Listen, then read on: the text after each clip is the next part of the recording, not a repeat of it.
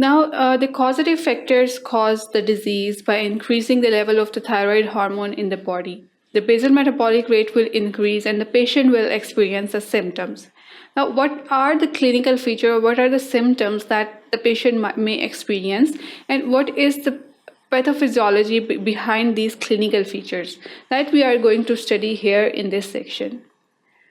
First of all, you know that there will be an increase in the production of thyroid hormone that will lead to the primary hyperthyroidism.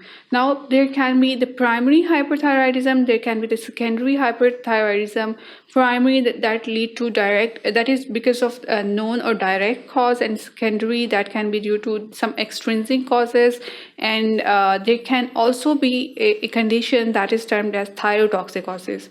Now, thyrotoxicosis is an emergency condition, and it is basically very high level of the thyroid hormone in the body that produce extreme symptoms, and the patient need immediate care and immediate treatment. So here we are going to study about the clinical feature that a patient of primary hyperthyroidism present. Now, as a result of the primary thyroidism, there will be an increase in the level of the thyroid hormone.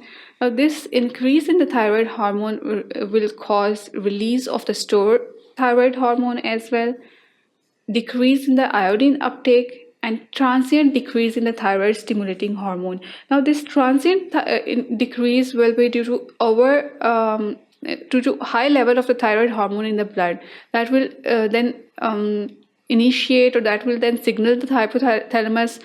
Negative feedback mechanism will start, and there will be a transient decrease in the level of the TSH hormone. And still the level of the T3 and T4 hormone is high in the body. Side by side, what will happen that the synthesis of a thyroid hormone will increase. There will be the de novo synthesis of the thyroid hormone that will lead to an increase in the iodine uptake. Now, increase in the iodine uptake, because iodine is being used in the production of the thyroid hormone. It combines with the thyroglobulin in the cells of the thyroid gland and produce T3 and T4. This will cause a persistent decrease in the thyroid stimulating hormone level, and also this will cause increased level of the T3 and T4 hormone level, because there is a continuous production of the thyroid hormone, and also there is the release of the stored hormone, thyroid hormone. So at the end, there will be an increase in the level of the T3 and T4 hormone. Now, the T3 and T4 hormone level is increased.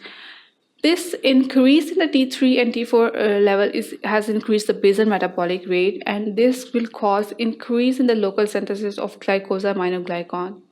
Now, when the level of the glycosaminoglycan will rise in the body, this will lead to some symptoms that are related to the eye.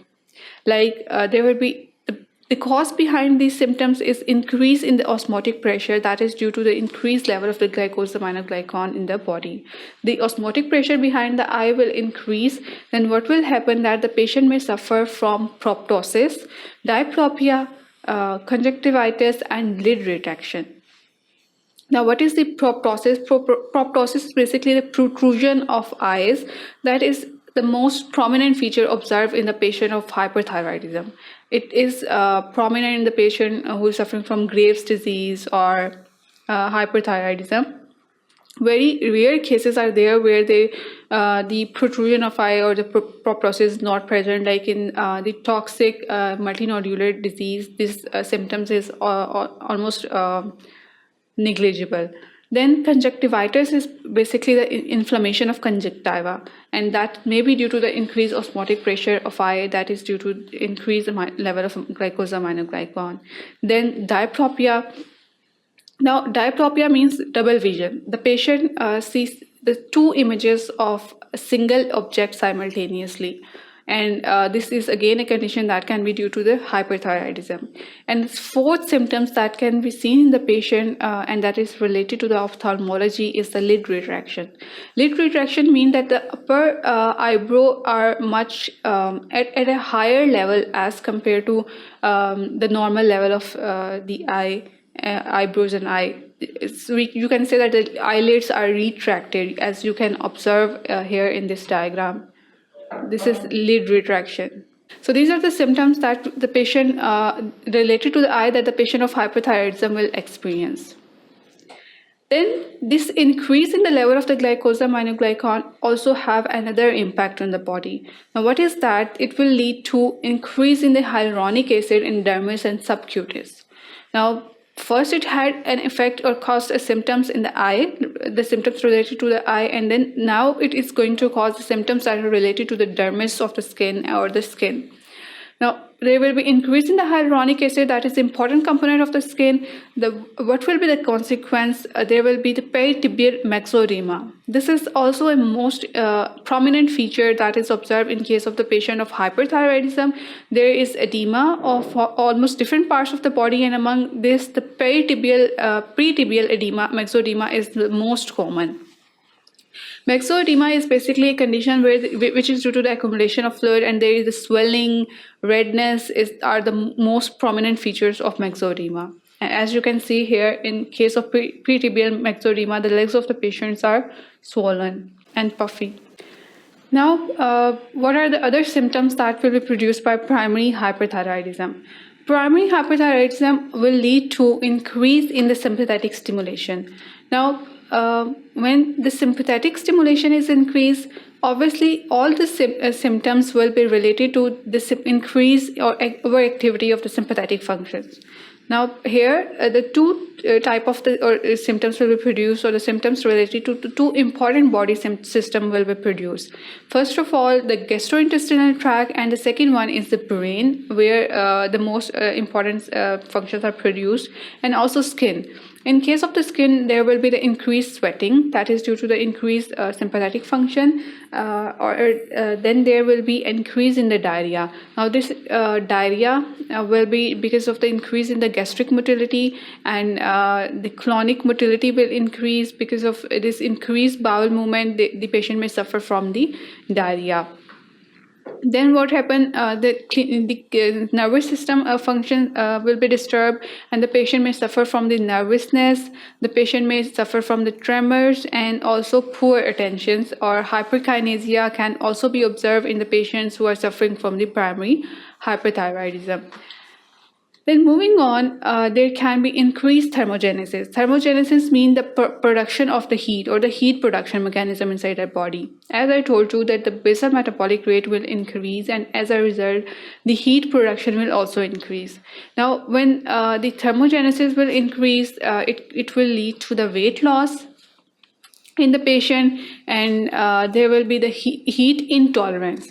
It will be very difficult for the patient to tolerate the heat, he will be, you can say that, heat resistant.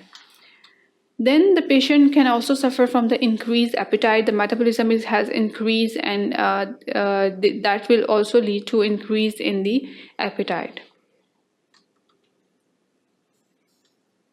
Furthermore, the primary hyperthyroidism can lead to increase in the RAS activation and increase in the erythropoietin synthesis.